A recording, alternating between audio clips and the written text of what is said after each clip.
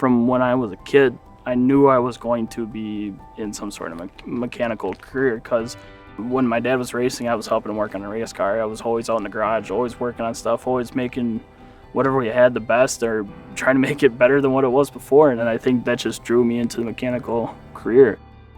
My father raced for 20 years or so I was always growing up around racing. I always participated in racing, always wanted to do racing. So then it took a little while to get started into it, but I finally did with enduro racing, and then that kind of took off to potentially getting a bigger and better car.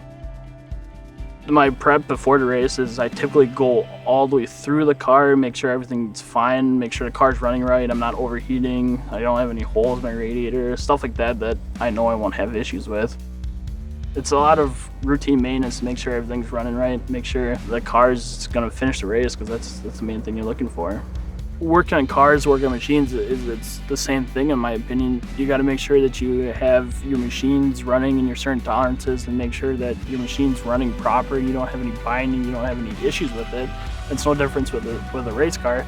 You got to make sure the car's good. You got to make sure you're not gonna have an issue with it. It's no difference with like a machine. It's everything has to run right. We want to pump out the best product we possibly can.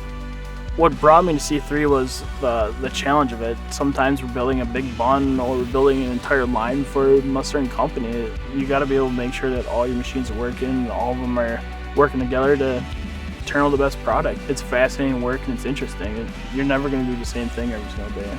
If I go install a machine, you have to be able to talk to the customer. You got to work with the customer to make sure that you're putting this machine in and everything's going great. And that's no difference if you're building your race car or racing a race car. You have to be able to have the respect of racing with your fellow racers and being able to communicate and talk and enjoy the sport.